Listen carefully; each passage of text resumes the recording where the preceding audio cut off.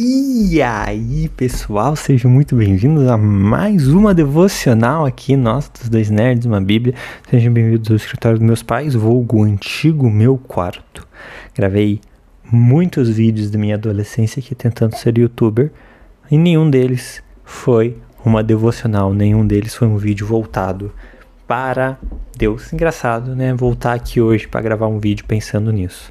Mas, independente, eu quero falar um pouco sobre Salmo 39. Minha digníssima esposa está lendo um livro de meditações nos Salmos do Dane Ortland, alguma coisa assim, que é o autor do Manso Humilde. Talvez você conheça o Manso Humilde. E ele faz uma observação nos Salmos e ele faz essa observação no Salmo 39, que eu acho muito relevante. Eu quero trazer um pouco dessa mentalidade pra gente. É um salmo que fala na Bíblia aqui que eu peguei do meu pai, uma Bíblia de estudos, do conselheiro, sei lá. Essas coisas, né? Pastor tem Bíblia grande, se escolher. E aqui tá como a vaidade da vida.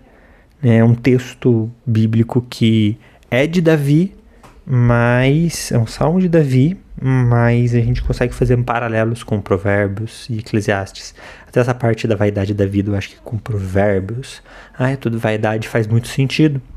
É um texto muito bonito, é uma meditação muito interessante. Eu quero dar uma lida num pedacinho dele aqui, não vou ler ele inteiro para não ficar muito demorado. Mas ali no versículo 5, ele fala, né? Na verdade no versículo 4 ele já fala um pouco sobre a fragilidade da vida humana. Mas no versículo 5 ele fala, né? Desde os meus dias o comprimento de alguns palmos, a tua presença, o prazo da minha vida é nada. Na verdade, todo ser humano, por mais firme que esteja, é pura vaidade. De fato, o ser humano passa como uma sombra. Em vão se inquieta, amontoa tesouros e não sabe quem ficará com eles. E eu, Senhor, que espero? Tu és minha esperança. Livra-me de toda a minha iniquidade, não permitas que os insensatos zombem de mim. Emudeço, não abro os lábios, porque tu fizestes isso. Tira da sombra do teu favelo, pelo golpe da tua mão estou perecendo. Quando castigas alguém com repreensões, por causa do pecado, destroem nela como traça e o que tem de precioso. De fato, o ser humano é pura vaidade. Ouve, Senhor, minha oração. Escuta-me quando grito por socorro. Não fiques insensível às minhas lágrimas, porque sou forasteiro diante de ti, peregrino como todos os meus pais o foram. Desvia de mim o olhar para que eu tome alento antes que eu passe e deixe de existir. Afinal dos contos, eu li quase inteiro, só não li os 3 primeiros versículos. É um texto muito bonito, é uma meditação muito bonita. É difícil começar a ler esse texto e não lê-lo até o final. E ele traz uma meditação muito importante, né? De que adianta a vida humana? É um pensamento, né? Se não em Deus, não temos motivos, não temos nada. É interessante, eu gosto de pensar, que Davi traz essa meditação em um contexto espiritual bem específico. Eu não fui atrás para tentar descobrir em que momento da caminhada de Davi ele estava. Se ele estava como rei, se ele estava exilado. Eu não fui atrás. Mas ele fala sobre a brevidade foi péssima. Com brevidade da vida humana. E que o nosso tempo aqui não é nada. Né? Eu acho que Tiago depois repete isso, né? Que o homem é uma sombra, o homem é um sopro, né? A vida do homem é nada. E aí ele fala, né? Amontoando tesouros e não sabe quem ficará com eles. O judeu, na época ali de Davi, ele tinha essa mentalidade de que a salvação de Deus seria uma salvação física.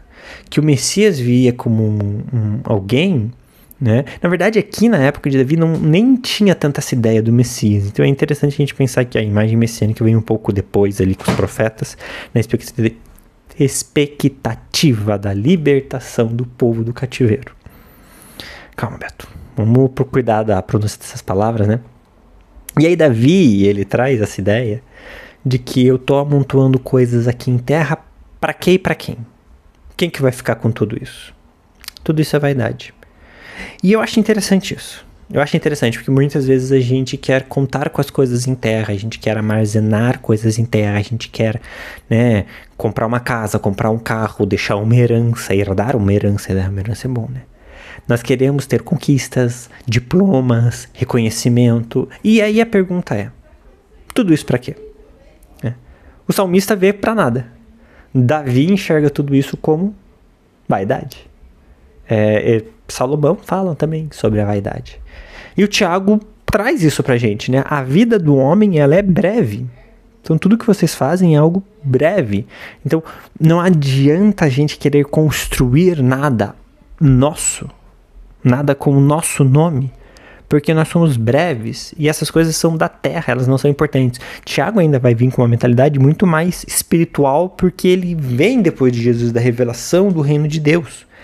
Pra gente, é importante a gente pensar nisso, né? O Davi se perguntava, se tudo que eu tô conquistando na terra não é pra nada, para quem que é? É em Deus, né? Porque se as coisas que eu tenho em terra vão ficar pra ninguém ou pra alguém e não são pra mim, que esperança eu tenho na terra? Bem, versículo 7, e eu, Senhor, que espero?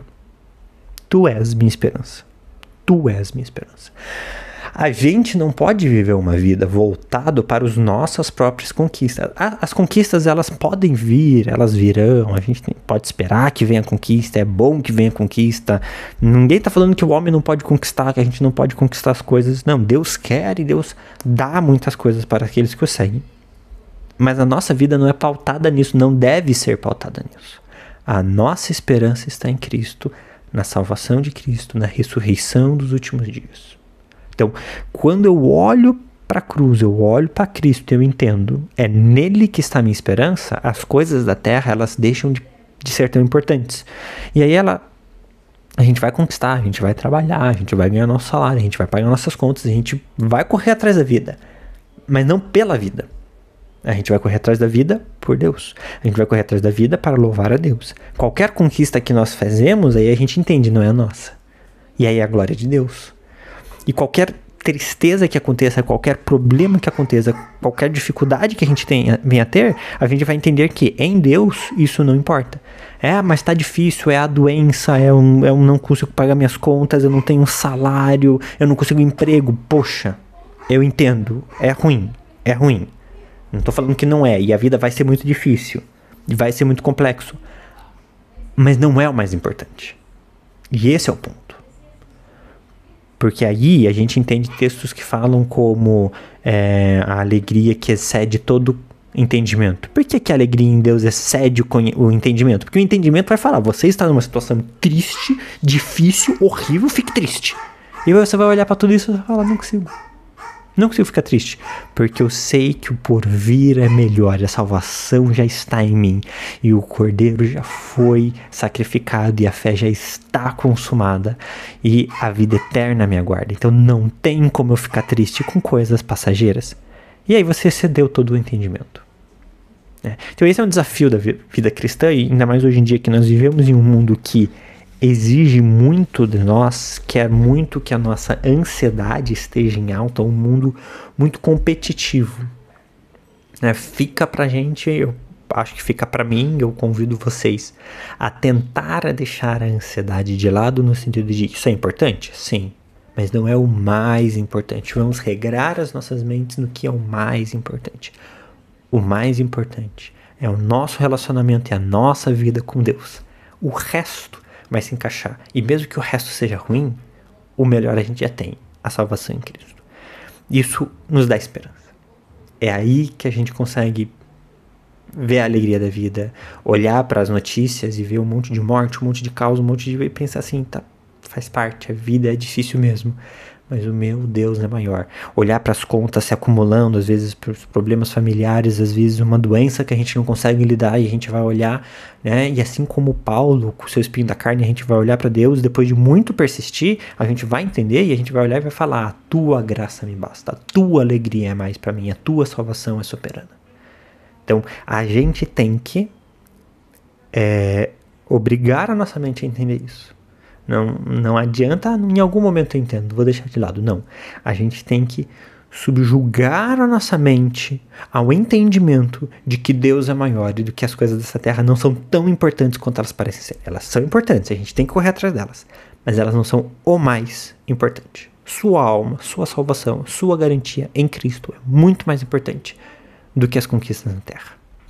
Fica com isso, é algo que consola o meu coração e eu espero que possa abençoar o teu também nessa semana. Fiquem com Deus, já sabe, deixa um like, comenta aí o que você acha, que outros textos te ajudam a carregar a esperança de Cristo no seu dia a dia. E se você acha que essa mensagem te abençoa, compartilha com alguém para abençoar também. Eu fico por aqui, um beijo no queijo.